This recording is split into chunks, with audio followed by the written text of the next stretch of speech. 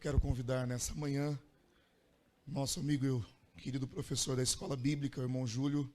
Por favor, há um tema para esse mês que nós estamos trabalhando. Domingo passado trabalhamos a questão das mães e hoje nós queremos falar um pouquinho, ouvir a palavra de Deus, do que tange relacionamento de pais e filhos, à luz da palavra de Deus, e que essa palavra venha encontrar refúgio, espaço no nosso coração. Estenda as suas mãos, vamos orar mais uma vez. Senhor, usa o teu filho nessa manhã para ministrar ao coração da tua igreja. Ele é como uma torneira, que a água do teu Espírito Santo passe por ele e venha a cada um de nós. Assim nós pedimos que o Senhor fale e que haja uma palavra para o nosso coração. Oramos no nome do teu filho amado Jesus. Amém.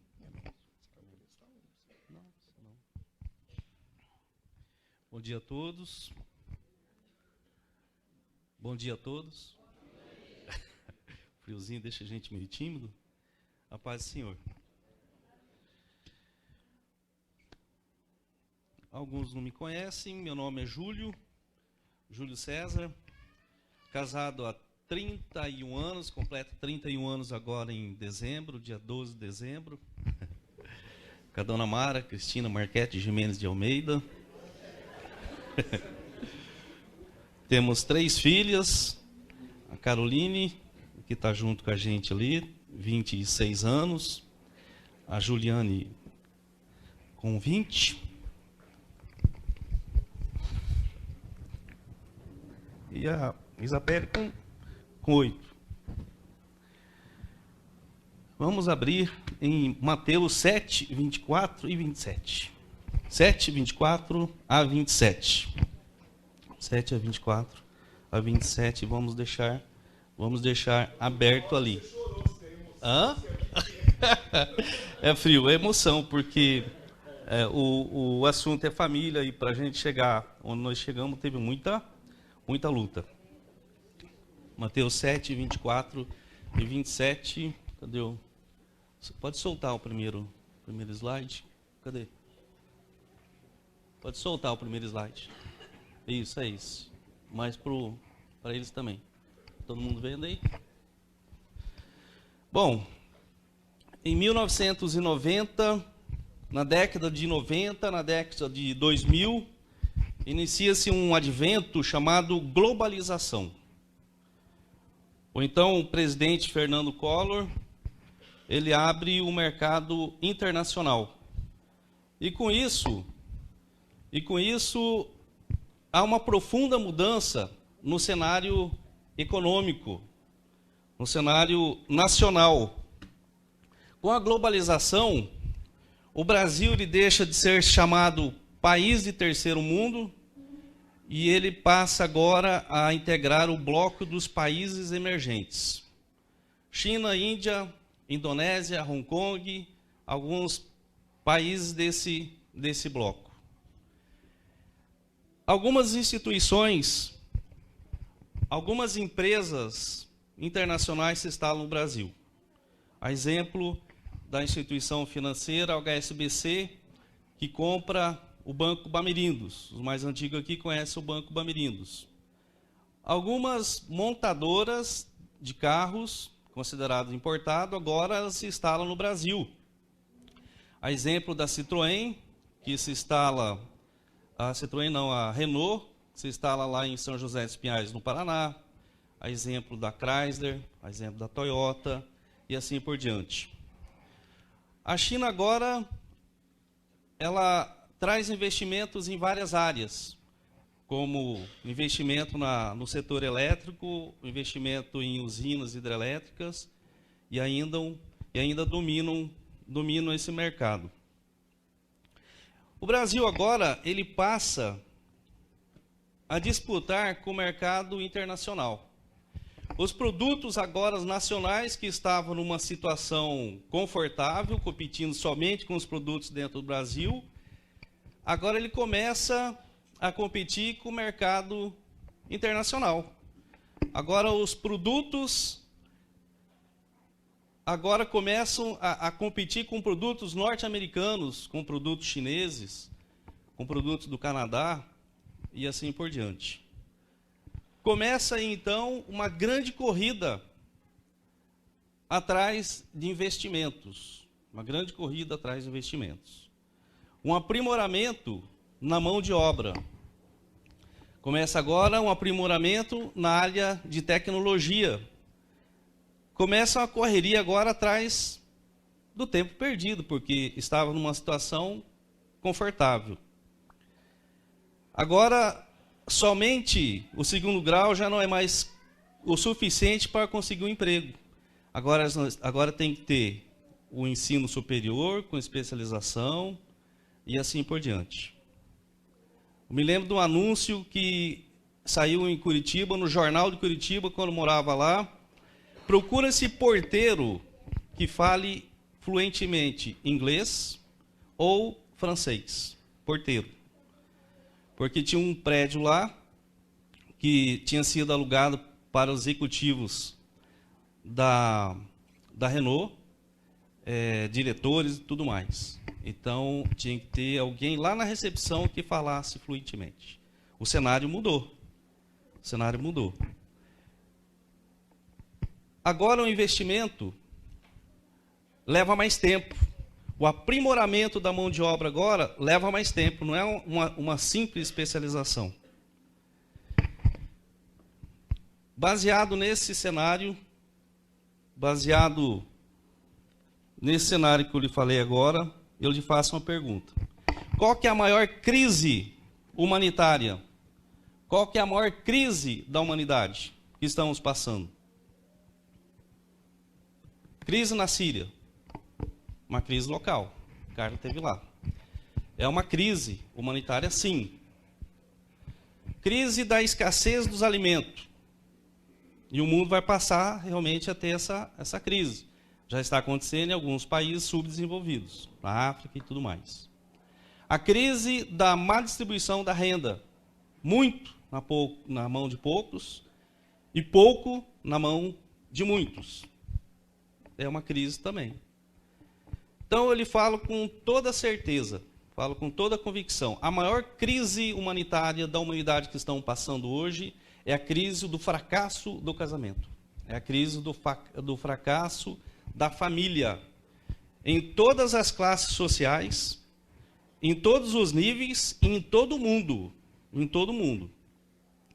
A família está sendo despedaçada. O casamento está sendo destruído, alvejado, metralhado. Então, a maior crise que estamos passando hoje é a agressividade da família. Por que está acontecendo isso? Se investe muito da porta para fora das nossas casas, da porta para fora, do portão para fora, investimento pessoal, investimento material. E se você perguntar para uma pessoa dessa, para que isso ocorre, essa correria desenfreada, eles vão lhe responder, e eu também posso responder, que é para provocar o conforto para as nossas famílias. Para a gente deixar um legado material para os nossos filhos. Essa é a resposta. Nós vamos acumular para deixar segurança para o meu filho, para a minha filha, para não poder trabalhar tanto igual com o trabalho. Então, a mensagem que eu quero tentar passar para vocês, o que estamos deixando para as nossas gerações? Para a minha geração, para a geração da minha família, da minha filha. E que legado ela vai deixar para os filhos delas, para os meus netos? O que estão fazendo nesse momento para eles? Porque investimento dentro de casa, um investimento familiar, pelo que se percebe, e percebe-se pelos sintomas que está acontecendo com os filhos, é de um baixo investimento. Investimento pessoal. Mateus 7, 24 e 27. Mas antes eu quero orar. Fechar nossos olhos. Senhor Deus, Paizinho querido, Pai maravilhoso, nesse momento eu necessito, Senhor, da sua ajuda, necessito, Pai, da sua orientação, para que eu fale, Pai, exatamente aquilo que o Senhor colocou no meu coração, Senhor.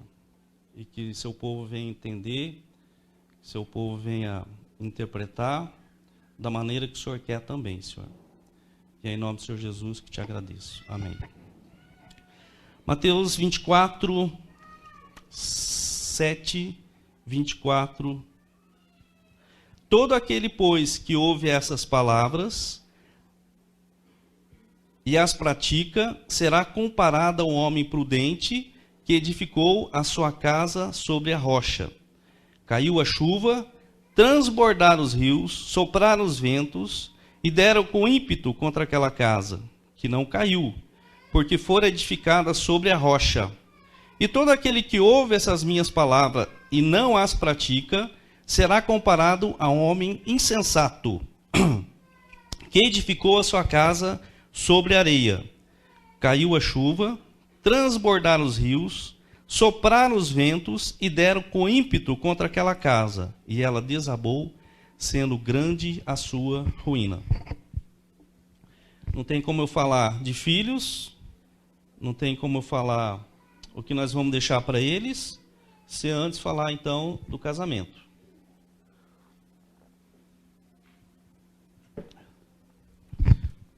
Pode pôr, pode ir dando sequência nos slides. Fala slides ainda, Ju? Fala ainda? Fala, né?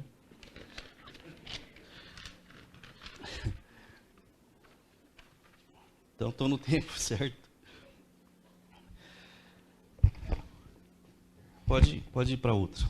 Então, como disse, a família está sendo alvejada, destruída por alguns elementos, por alguns fatores. Um deles, pode continuar. Um deles é a mídia. A mídia televisão, a mídia WhatsApp. O que vocês pensarem de mídia? Existe um termo, até falei de manhã na escola bíblica, um termo usado na filosofia chamado normose. Normose é tudo aquilo que é anormal, mas a mídia tenta inculcar no nosso comportamento que aquilo é normal. É tudo aquilo que vai contra as regras, mas está certo, está dentro da normalidade. Divórcio, até algum tempo atrás, divórcio era um escândalo. Divórcio era um escândalo. Hoje não, hoje divórcio é uma coisa normal.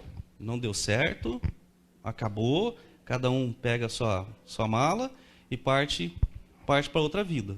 Há pouco tempo atrás, 10, 20 anos atrás, isso aí não era normal. E não é uma coisa normal. Só que a mídia ela tenta passar que o divórcio é o melhor caminho, é a melhor solução. Uma outra coisa também que tentam passar é a questão do relacionamento homoafetivo. Até pouco tempo atrás também era escândalo. Quando se descobria que o menino, a menina tinha tendências homossexuais, a família caía matando em cima. Era um escândalo para a sociedade. Hoje você vai no shopping, lá em Bauru, não precisa muito longe, tem meninos desfilando com meninos de mão dadas, meninas desfilando com meninas, e que aparentemente é normal, porque de um tempo para cá, toda novela tem que ter um exemplo. Então isso é uma coisa normal que estão tentando colocar na nossa mente que é normal. Uma outra coisa também, outro fator que também é motivo de destruição do casamento e que está dentro da mídia, são os formadores de opinião. Formadores de opinião. Podemos falar de nomes aqui porque se bater no Google está lá, está em revistas, está qualquer noticiário. Fátima Bernardes e William Bonner são referência no jornalismo. Pais de trigêmeos, se eu não me engano. Pais de trigêmeos. Referência no jornalismo de casal. Se separaram. Realmente foi um choque dentro lá do meio deles e para quem acompanha o Jornal Nacional. Esse pessoal, eles têm milhões de seguidores no Facebook, no Instagram, que estraga tudo. Eles têm seguidores para tudo que é canto. Esses seguidores, eles vão começar a interpretar que se eles se separaram, é normal. Não, se eles aconteceu isso com eles, comigo também vai ser normal.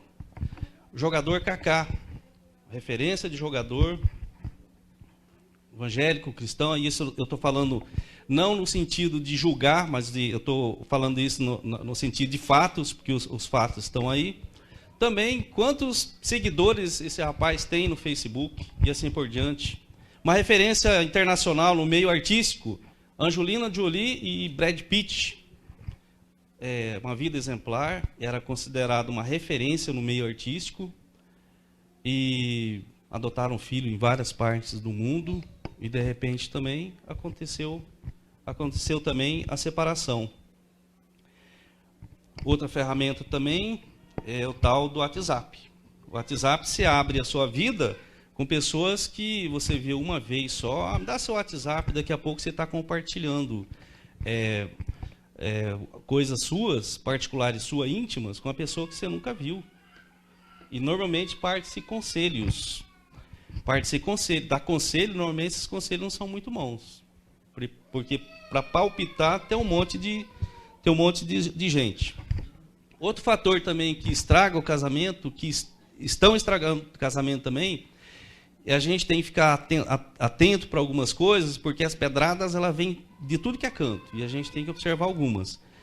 Autoridades parlamentares, as pessoas que fazem as leis. A lei do divórcio.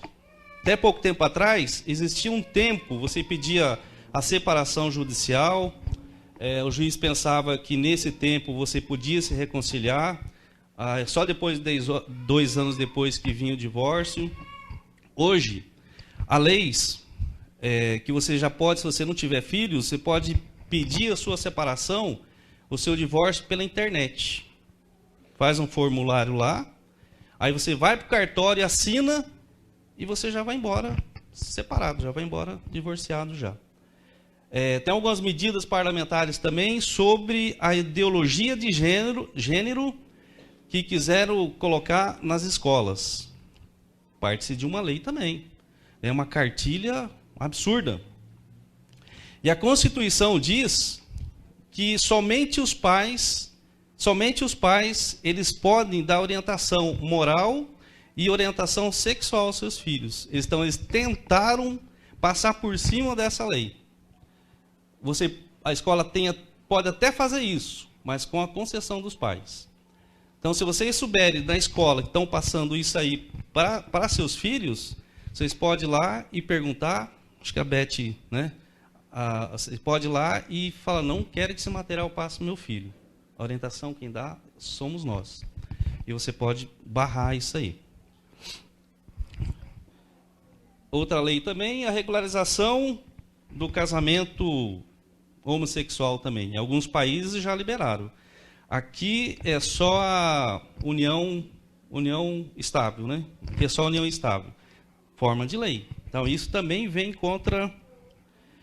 Um outro fator também, interferência de pai e mãe.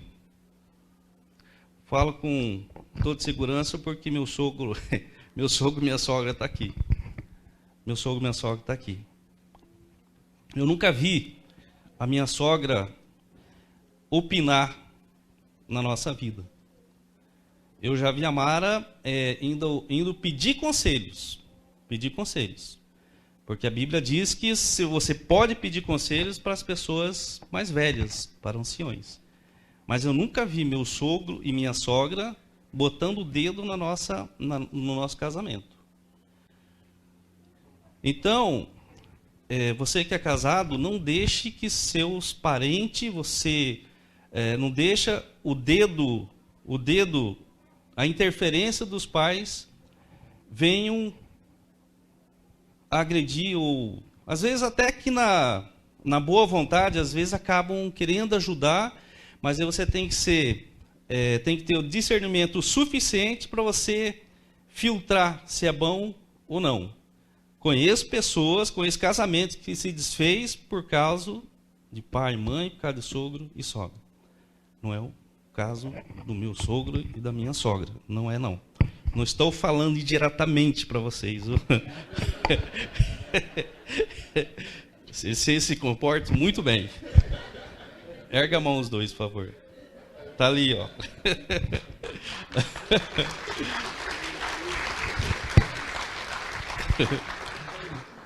Outro inimigo mortal é que quando você casa e você leva, o casamento é um combo, né?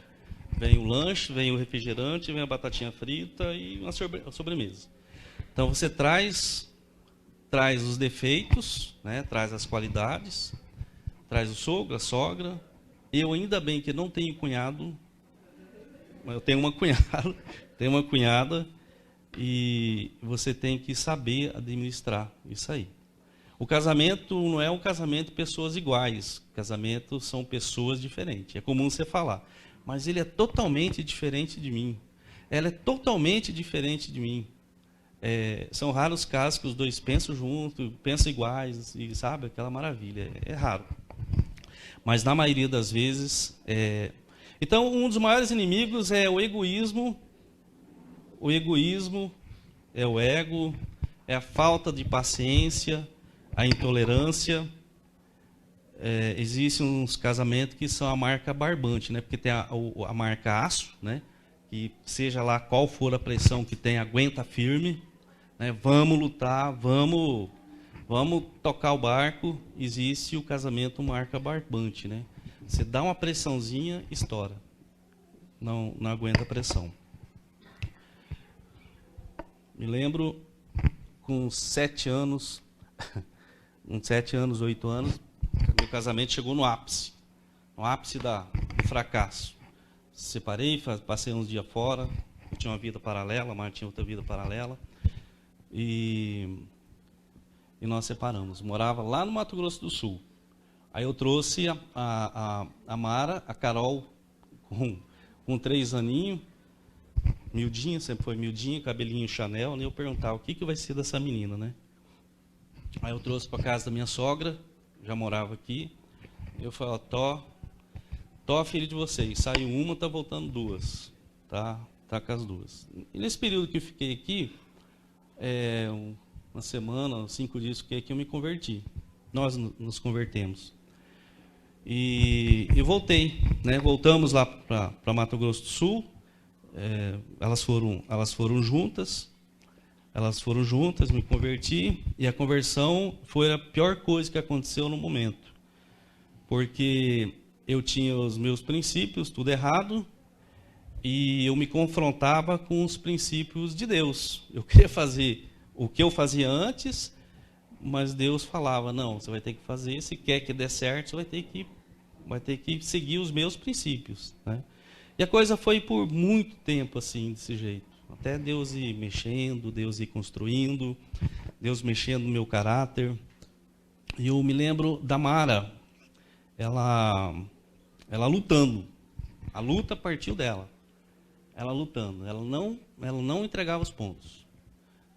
Teve uma ocasião que ela foi no psicólogo. Na segunda consulta, o psicólogo falou para ela, não, você tem que separar. Desse jeito não dá. Tem que separar, porque você vai acabar se ferindo, você vai acabar ferindo a tua filha, vai abrir feridas irreparáveis ali. E a Mara continuou. Nós tínhamos na igreja um pastor que fazia aconselhamento. Em alguns aconselhamentos, 6 meses, 7 meses de aconselhamento, aí o pastor falou, não, acho que a melhor coisa é vocês separarem, porque vocês vão se ferir muito. E a Mara continuou. Ela enfrentou. A hora que eu via que a Mara abaixava a guarda, tinha coisa que eu fazia por pirraça.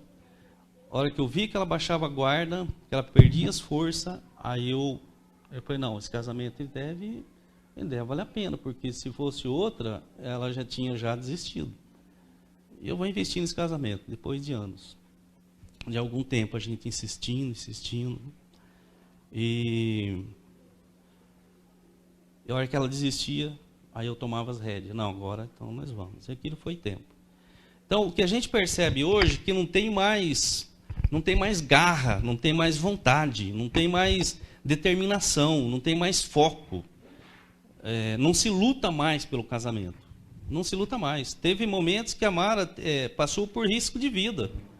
Eu até concordo que tem casamento que tem que ser desfeito mesmo. Porque muitas vezes a esposa e os filhos correm risco de vida. Às vezes a pessoa casada com um psicomaníaco, e psicomaníaco não tem cura. Ele tem um certo controle, mas não tem cura. Qualquer momento ele pode dar um surto nele e nesses casos são compreensíveis. Mas a Mara passou por cima de algumas coisas, por cima de alguns diagnósticos. E hoje ela está aí, firme. Está firme com as meninas, né? Então, lute pelo seu casamento. Lute porque vale a pena. Consequências com o fim do casamento. Finanças. É a primeira que vai para o buraco.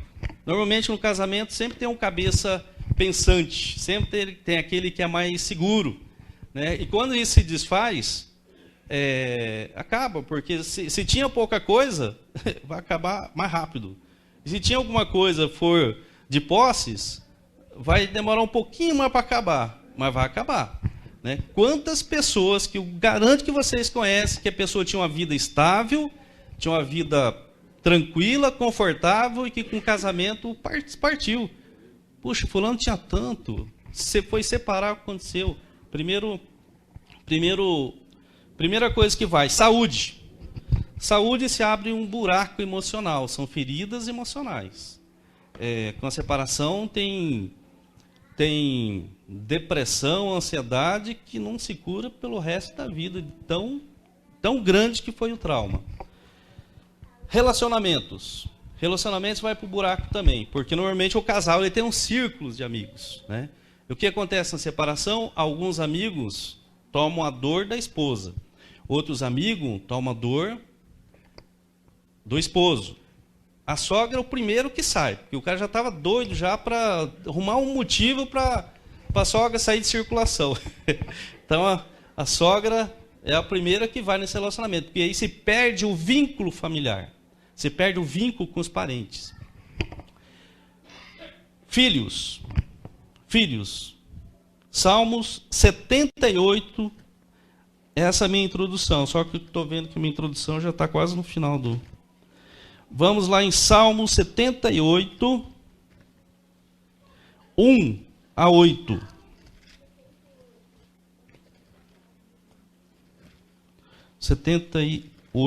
De 1 a 8. Diz o seguinte: escutai, povo meu, a minha lei, prestai ouvidos a palavras da minha boca. Abrirei os meus lábios em parábolas e publicarei enigmas dos tempos antigos.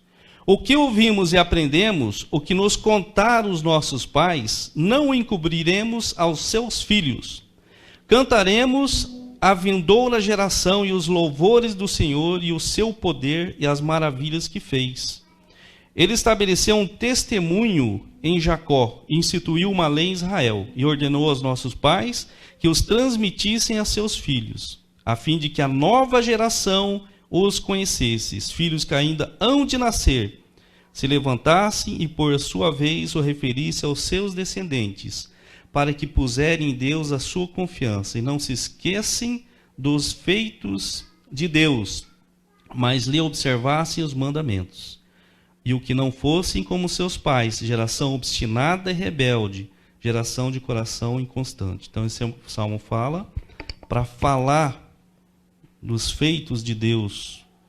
Falem com eles, inculquem na mente deles. Família, ela é responsável na vida dos filhos quanto à sua formação espiritual, emocional, intelectual, moral, social e política. Seus pais são responsáveis por essa área, pela formação do caráter em todas essas situações. E quando o casamento rui, essa base ela é ruída, essa base ela é destruída. Filhos, a próxima. Filhos que perdem a referência da autoridade paterna. A autoridade dentro de casa é de responsabilidade do pai, exceto quando o pai dá uma frouxadinha, ou exceto quando o pai é frouxo e não tem o controle da sua casa. Mas a responsabilidade, a autoridade, ela é paterna. A partir daí, seu filho não respeita mais a autoridade. Porque tanta rebeldia nas escolas, né, Beth? Não respeita professor, não respeita diretor, não respeita os amigos. Eles não têm mais referência. Eles não param mais emprego porque eles não obedecem o gerente, não obedecem o patrão. Perdem essa referência de autoridade. São filhos que perdem a capacidade de concentração. O menino, a menina na escola sempre está no mundo da lua. Ele não tem mais concentração. Teve uma irmã que falou de manhã, não sei onde que ela estava aqui, de uma menina de 13 anos, um trauma que ela teve dentro da família, que a mente dela regrediu. Ela tem 13 anos e o médico falou que a capacidade dela de concentração da mente dela hoje é de uma criança de 7 anos. E são feridas irreparáveis. Alguns anos atrás, eu lendo uma matéria sobre família, teve um rapaz que ele se enforcou após ele se formar. Ele se enforcou e ele deixou um bilhete dizendo que quando os pais dele se separaram, que ele tinha 8 anos de idade, ele nunca conseguiu superar.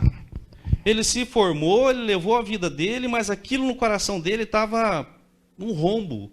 E ele não aguentou a pressão. São feridas que ficam para o resto da vida. Feridas que elas precisam ser tratadas. Muitas vezes, feridas que precisam ir em terapeutas, em psicólogos. Filhos frios emocionalmente. Filhos que não têm reação emocional nenhuma. A mãe pode ter uma enxaqueca violenta, ele não está nem aí. Filhos que não se aprofundam em relacionamento, sempre está namoro 1 mês, 2 meses, começa a ficar sério, ele sai fora. Quando casam, não se aprofundam emocionalmente, sempre você vê aquela pessoa sem expressão e fria, não sabe dar um amor, não sabe dar um carinho. São filhos doentes emocionalmente. E aqui tem uma reportagem que saiu na revista Veja, dia 25 de abril. São reportagens, depressão na capa, uma das matérias. A preocupante explosão de casos, depressão, a preocupante explosão de casos entre adolescentes, entre jovens e adolescentes. Sabe quem que é esse jovem adolescente aqui? Que geração é essa? Aquela geração que eu falei no comecinho lá, a geração da globalização. Você trabalhou muito do portão para fora e para o portão para dentro nada. As dores do crescimento. No mundo conectado das redes sociais, em que tudo é compartilhado, os adolescentes nunca estiveram tão sós. É o paradoxo que alimenta o estrondoso aumento dos casos de depressão. Uma das fases mais propícias para o aparecimento desse desconforto, de não conseguir ver o amanhã com esperança, é justamente a adolescência. Uma percepção muito comum de que meninos e meninas andam deprimidos muito mais agora, na era da internet, do que no ano passado. A prevalência da depressão entre jovens é acachapante. Nos últimos 5 anos, a incidência entre homens e mulheres de 12 a 25 anos, que é essa geração, teve um salto de quase 40% de incidência. Outra coisa, filhos confusos quanto ao gênero. Ele não sabe se ele é homem, se ele é mulher. Uma hora ele está com homem, outra hora ele está com mulher. Não, agora eu tenho namorado e desistem. Existe, até passou na televisão, acho que no Jornal Nacional, vez passada, de um rapaz que assassinaram lá no Rio. Existe o cisgênero. Cisgênero é aquele que se identifica. Eu sou homem e meu relacionamento vai ser com a mulher. É o normal. O transgênero, ele nasce homem, mas ele acha que é mulher. Ele acha que a mente dele é mente de mulher, mas o corpo dele é homem. E agora tem o binário. O binário, sabe o que é o binário? Ele não se identifica nem como homem e nem como mulher.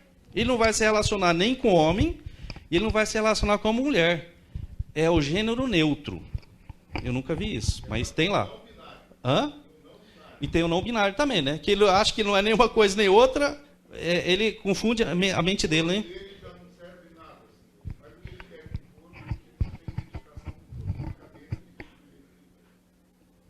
Umas coisas assim. Então, filhos que têm essa confusão. Filhos inseguros, sempre com medo.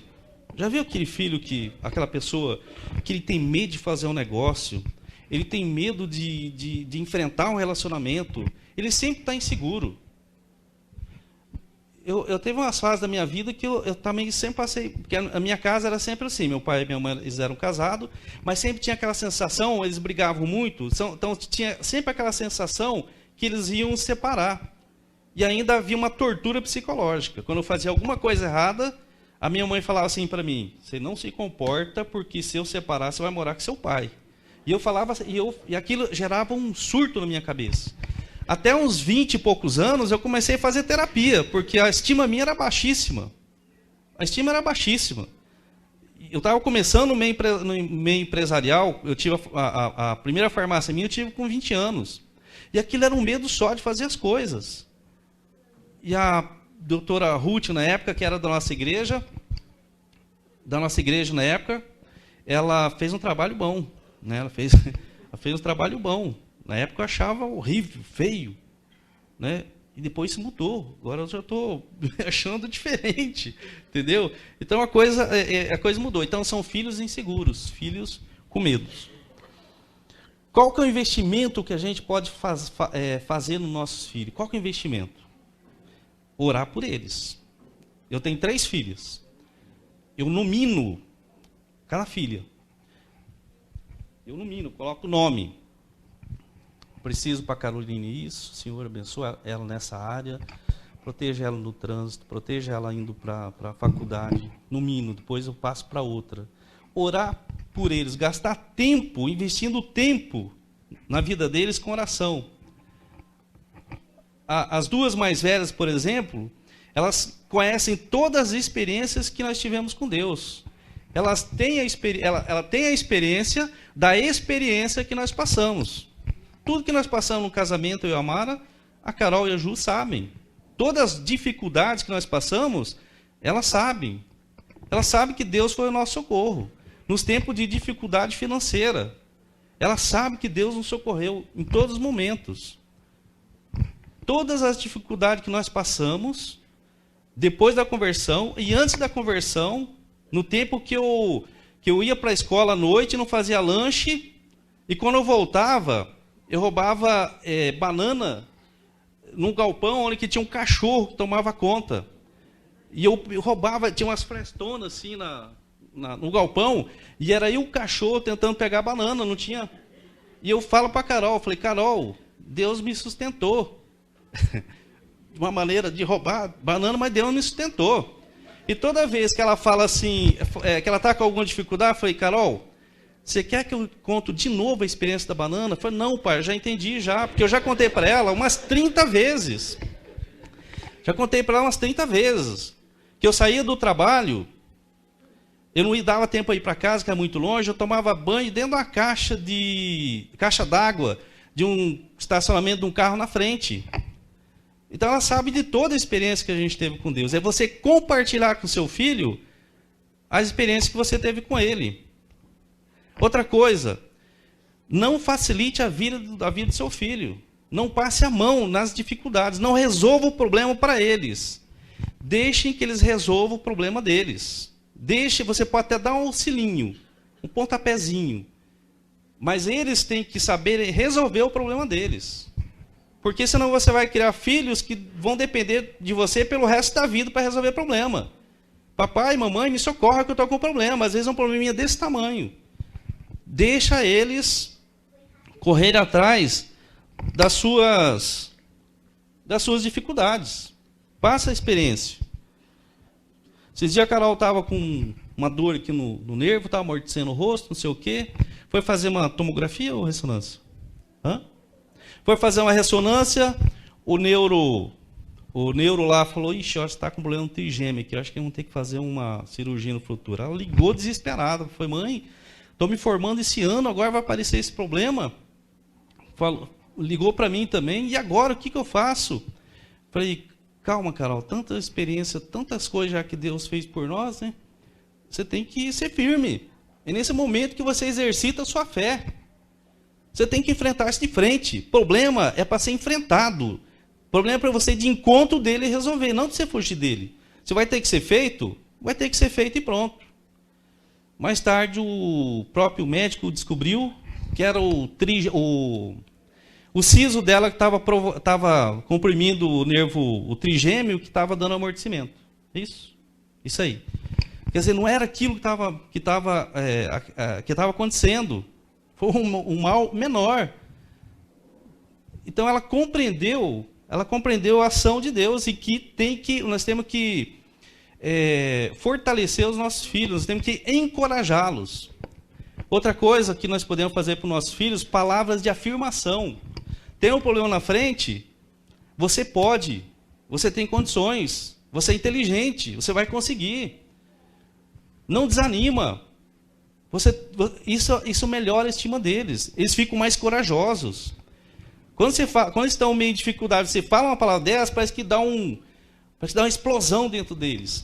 O elogio de pai e mãe é muito melhor que o elogio de fora. É muito melhor.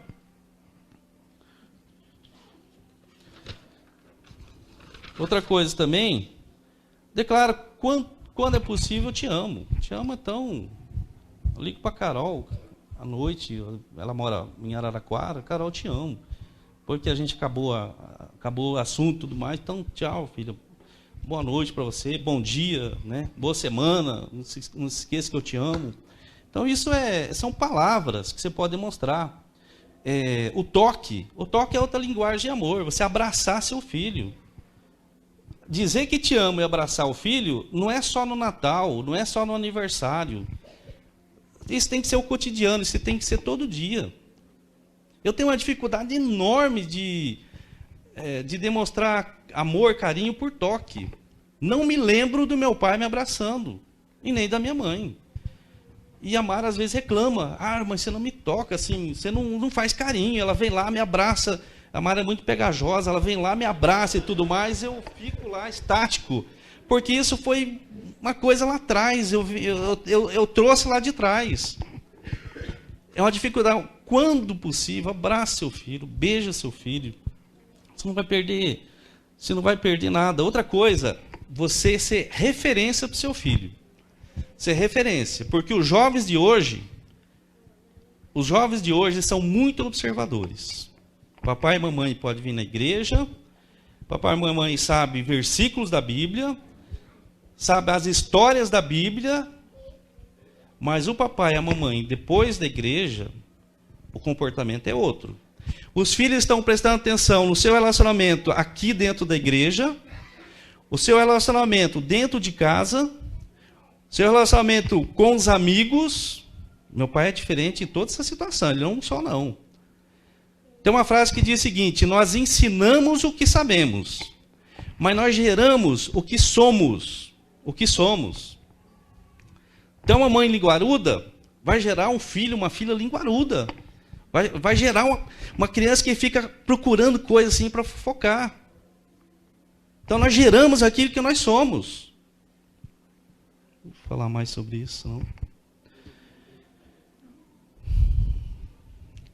Juízes 2, 6, 12. Eu vou falar alguma... Já, até quando posso ir? Já, né? Vamos falar de 3 gerações. Abraão, Isaque e Jacó.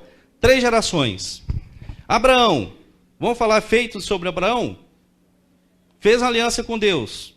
Obedeceu a Deus primeiro, saiu do seu lugar, da sua parentela, e foi para um determinado lugar. Fez uma aliança com Deus. ofereceu seu filho Isaque para sacrifício. Não ficou dialogando com Deus, não ficou achando argumento. Essa geração de Abraão. Fala para mim um feito de Isaque. Fala para mim algum aí. Não tem nenhum efeito de Isaque.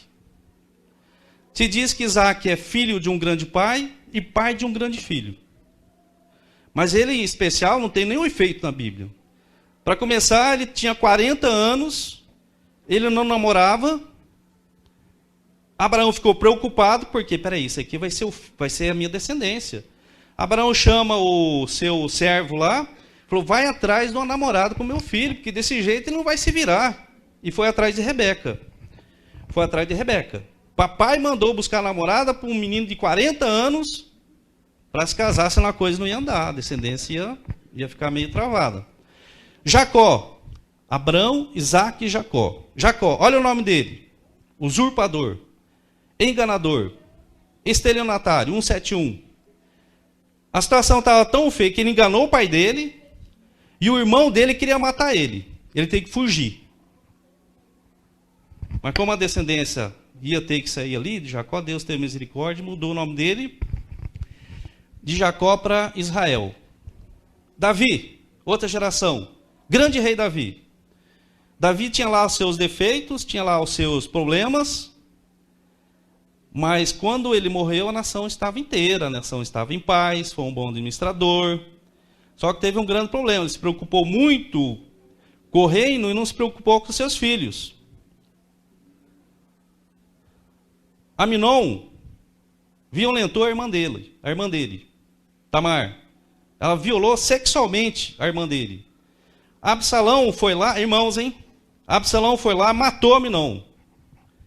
Absalão fugiu, se revoltou contra seu pai e ficaram 11 anos sem se conversar. Essa era a situação. Salomão, filho de Davi, a outra geração. Salomão começou bem. Pediu sabedoria, Deus concedeu. Pediu riqueza, pediu sabedoria, mas Deus deu riqueza ainda. Esse homem, quando ele morre, o reino estava mergulhado na idolatria. Deus fala para todo o rei de Israel, não acumule cavalos, exército, não acumule riqueza, ouro, e não acumule mulheres. 1000 mulheres. Ele teve 1000 mulheres. 700 não era suficiente, no paralelo mais 300. 1000 mulheres. Cada reino que ele ia incorporando, ele trazia outros deuses para dentro do rei. Agora, fala para mim. Filho de Davi, quem? Salomão. Filho de Salomão, quem? 1% vai saber. É um dito chamado Roboão. Tão sem importância que ninguém aqui sabe o nome dele. Roboão. Roboão, ele assume as 12 tribos. Assume numa guerra civil. O povo estava descontente com ele. Dessas 12 tribos, a desobediência dele foi tanta que as 12 tribos se dividiram. 10 ficou para Jeroboão, um espertinho que tinha lá, e o Roboão ficou com 2 tribos. As 10 tribos de Jeroboão sumiu do mapa, foram levados cativos pelo Império Assírio, mataram, cortavam seus membros, braço, perna, cegavam os olhos, os homens eles deixavam eunucos, extraíam o órgão sexual. Sumiu do mapa.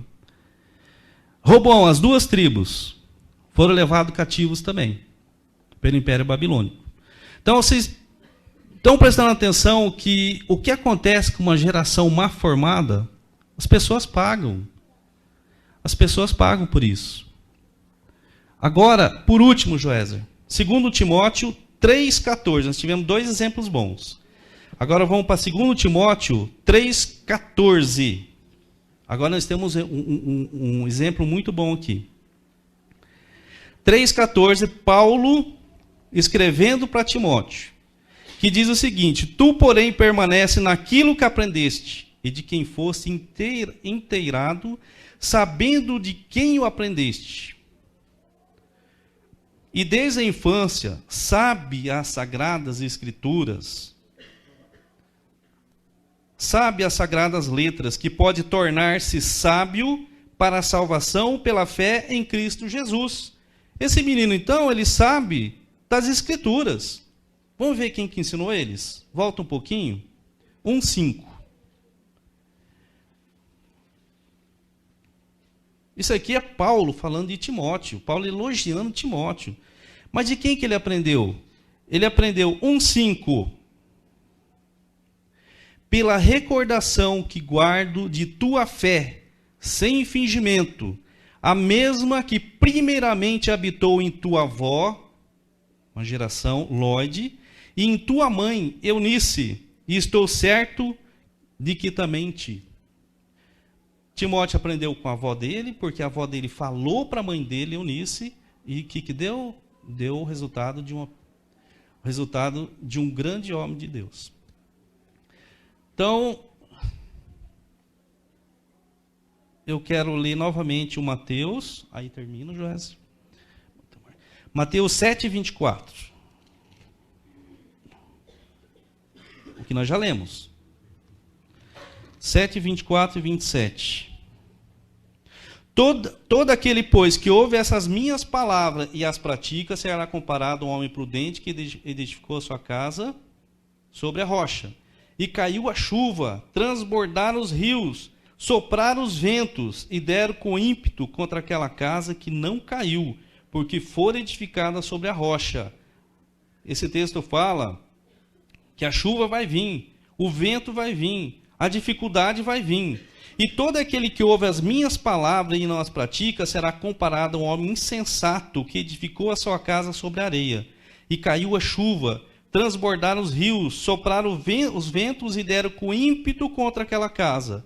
E ela desabou, sendo grande a sua ruína. Que eu quero que vocês levem para pensar qual tipo de casa, qual tipo de construção que vocês estão construindo. Que tipo de casa que vocês estão deixando para os seus filhos, para a sua geração. Amém? Muito obrigado por me ouvirem. Você vai naquele...